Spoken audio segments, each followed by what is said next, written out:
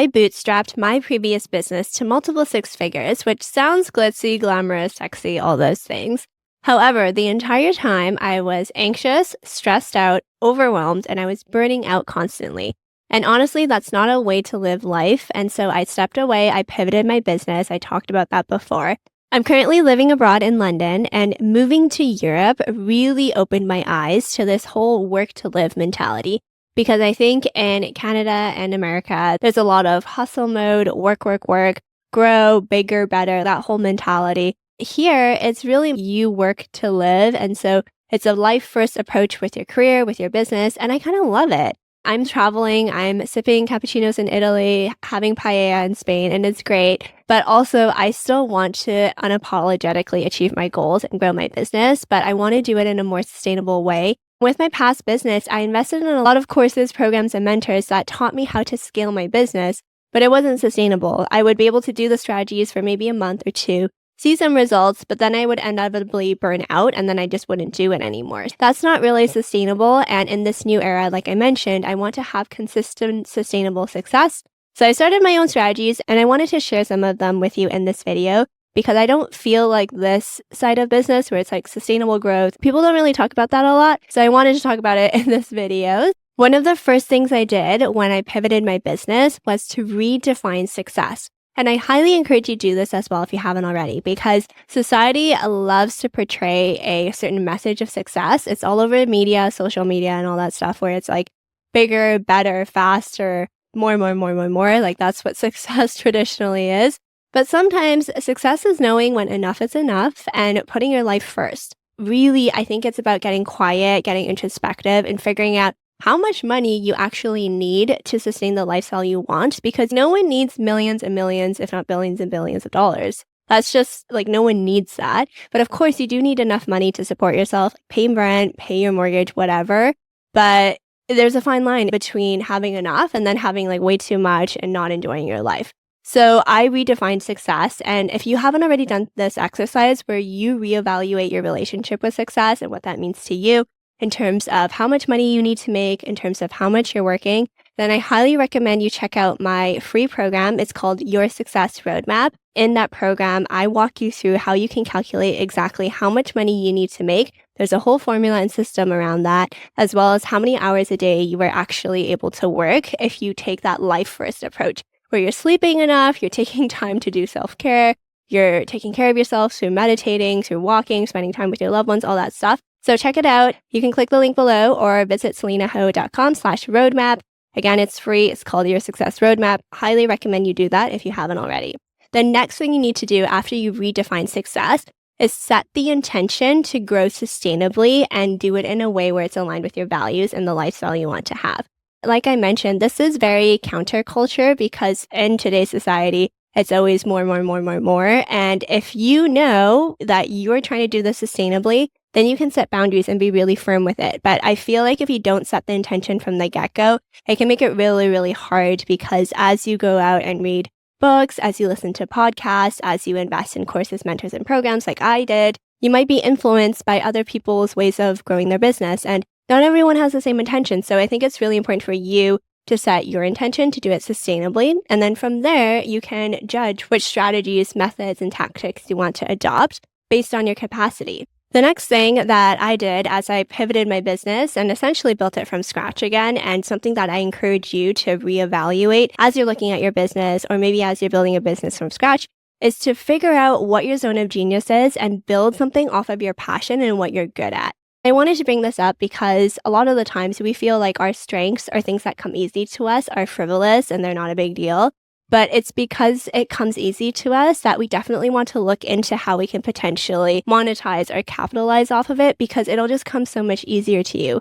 Versus if you built a business around your weaknesses or something you're not good at, and then you have to all of a sudden spend so much more time perfecting things, getting better, and it's just going to be such a drag and you're probably not going to enjoy it versus if you built a business around your strengths and what you're good at. Definitely take some time to figure out what your zone of genius is, what your superpower is. And as you're listening to this, if you're like, oh my God, Selena, I have nothing that's like really outstanding, stop right there. I think everyone has a zone of genius. Everyone has a superpower. It's just about identifying it And sometimes, again, like I said, it's something that you're so good at that you don't even think is a big deal, but other people look at you and they're like, wow, that's so amazing that you can do that.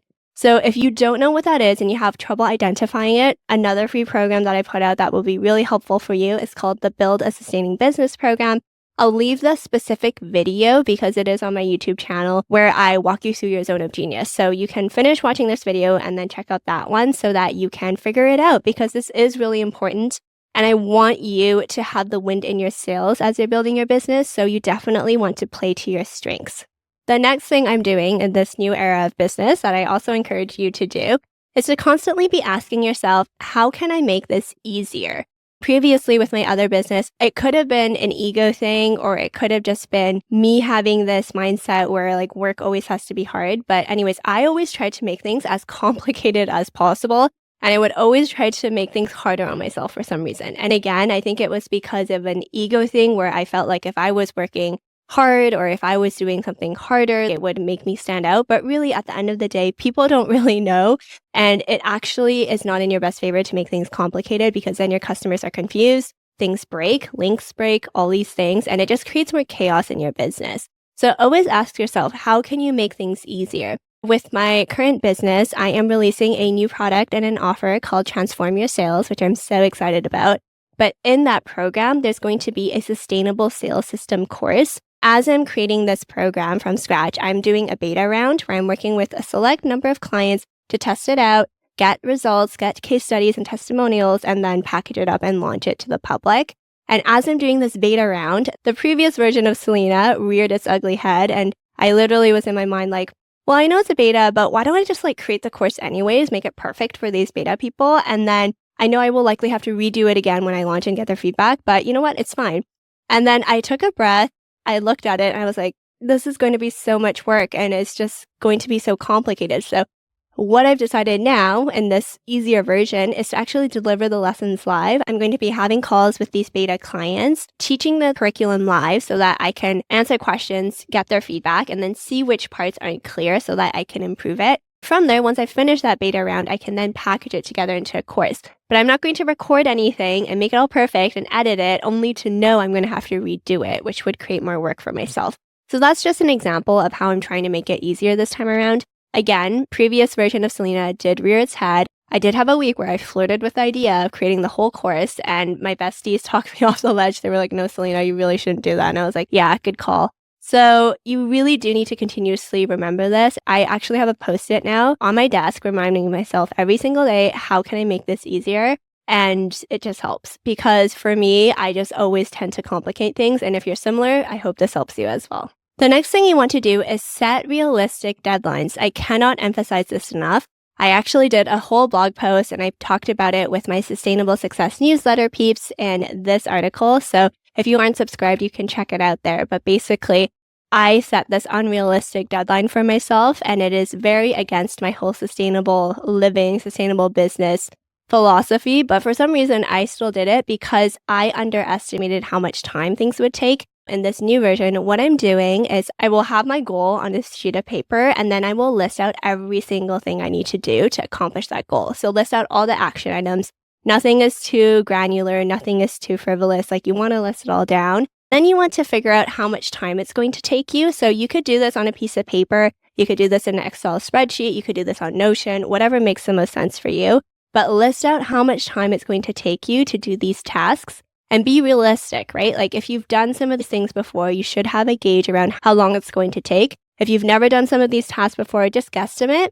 Once you have those totals, I want you to times the amount of time you have allocated for these tasks by 2, or in my case, I'm going to times it by 3 as an example. I always put down 30 minutes to script out a YouTube video, and honestly, sometimes it takes an hour. So I'm just going to, from now on, dedicate an hour to scripting, and I dedicate 5 hours to filming because I batch film. But yeah, that's just an example. Like, things always take longer than we expect. If we're setting deadlines based on things taking not as long as we thought it would, it puts us in a tricky situation, because now all of a sudden things are taking longer. We're getting frustrated, and we will still scramble and still push ourselves to meet that deadline, which means you're probably sleeping less. You're putting things off in your work that you still need to get done. And it's just not a recipe for success, right? So be realistic about your deadlines. List it all out. figure out how much time it's going to take, and then times 2 or times 3. Another thing I'm doing in this era of my business is not forcing anything. If something isn't happening, I'm just going to take a breather and do something else that I feel more called to do. And what I mean by that is, as an example with these YouTube videos, if I'm having a really rough filming day, it's not happening, I'll just be like, it's fine. I'm going to film on another day, because if I just force myself to film and sit there, it's just going to not be good. I'm not going to be able to use any of the videos anyways, and I'm going to have to refilm on another day. So instead of pushing myself to do things if it's not happening, I'm just going to give myself grace and compassion and not force it.